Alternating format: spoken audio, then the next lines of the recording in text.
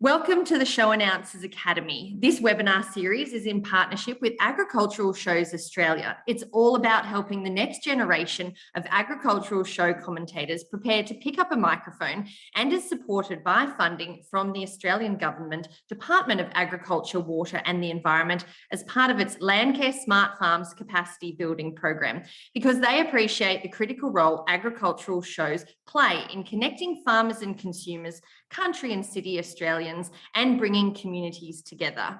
Today, my guest is Jeremy Roberts, who is a familiar face in the equine world. How are you today, Jeremy? I'm very well, thank you. A bit warm in Victoria, but I'm enjoying myself. Good to hear. Hopefully those storms don't cause too much grief. Now, firstly, tell us a little bit about your involvement in horses and how it transpired from sort of the horse side of things to the announcing side of things. Yeah, well, I've enjoyed, being around horses from a young age. I started out trail riding and, just sort of being on a horse and being around horses. And I guess it came to a point, I kind of tell people this, and it doesn't sound right, but I wanted pretty horses. I wanted beautiful ones.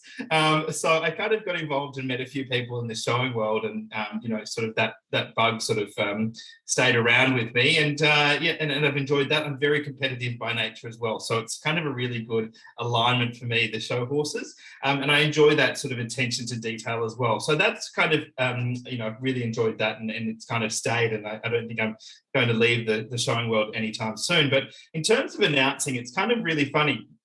I remember one day I was in my other life as well. I work in catering and events, and I remember I was doing a menu tasting one day for the Emirates Marquee. I remember where I was when I got the phone call from somebody at Canberra Royal, and they said, "Look, we're interested in live streaming, and we need somebody to come and commentate and announce for it. And would you be interested?"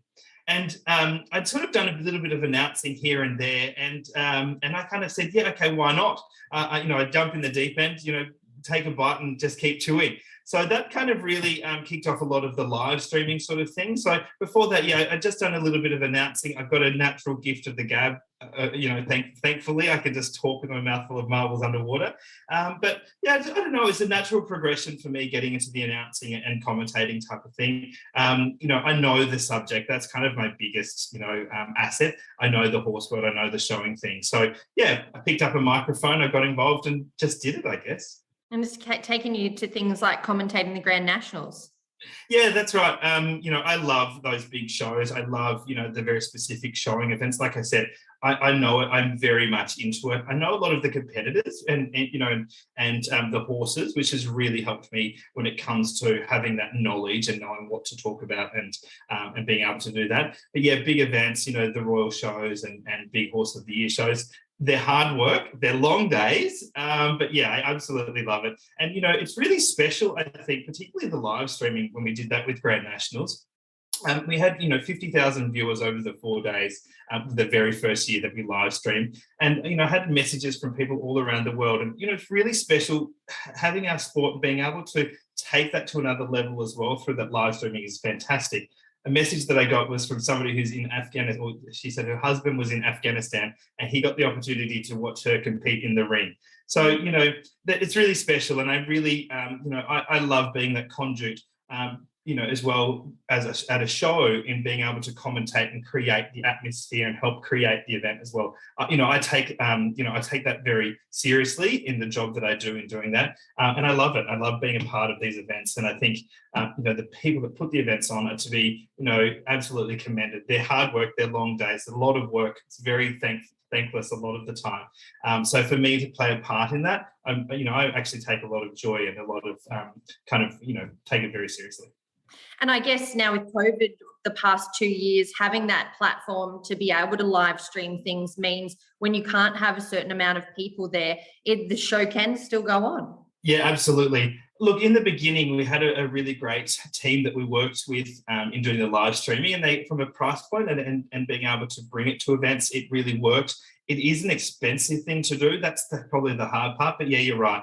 I think we've realised, we can't be everywhere all of the time. And there is a really great opportunity through live streaming to connect to those events. And, I think it's really special. And what I love is being able to bring our event to a bigger audience. We're kind of insular and we kind of, we keep to ourselves. Even being able to get results out, that's something I've kind of been known for over the years, putting them on Facebook and just getting that out there. And I think it's a real opportunity for us in the showing world, particularly, to increase, the viewer coverage and being able to, do what we do and get that out there, particularly when people can't be there.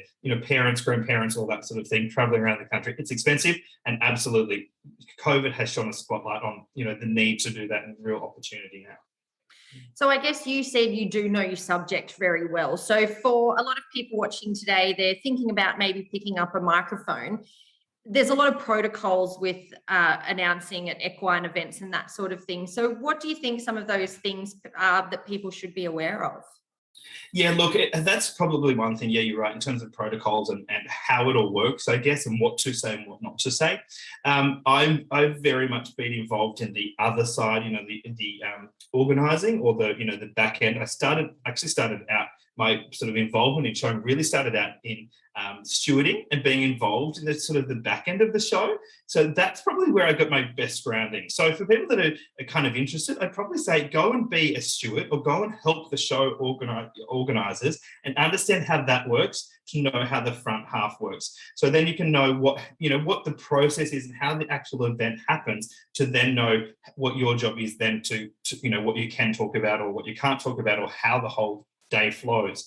So that's sort of one thing that, when I talk about what not my knowledge and knowing sort of the events, I know the horse competitors, I know that side, but I also know the back end and from the organising point. So yeah, absolutely. Go and put your hand up and just say yes to doing things. That's really what I did. My dad, my poor dad, when I was 16 and at school, he would drive me around New South Wales. There's probably people watching that remember me.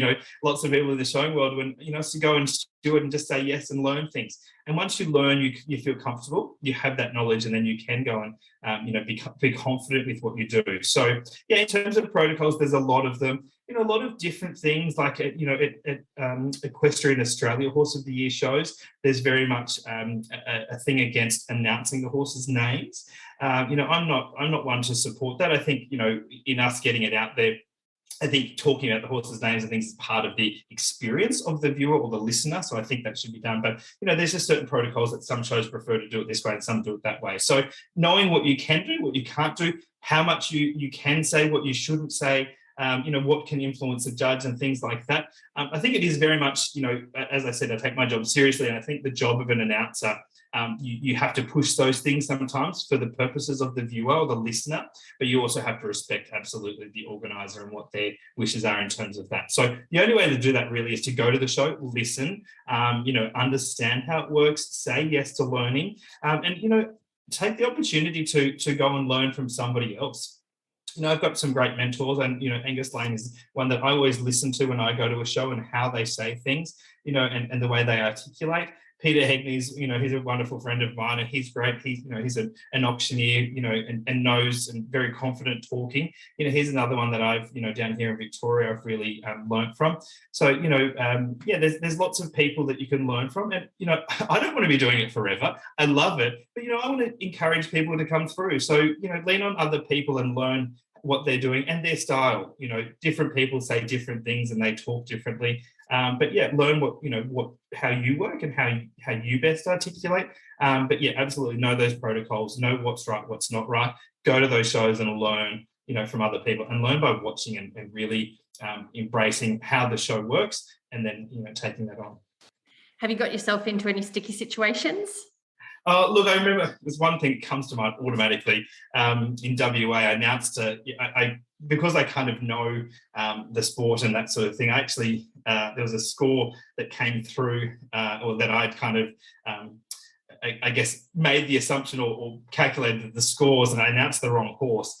So that was very much entirely on me, but thankfully 1 and 2 were both going to the Nationals, just the other way around.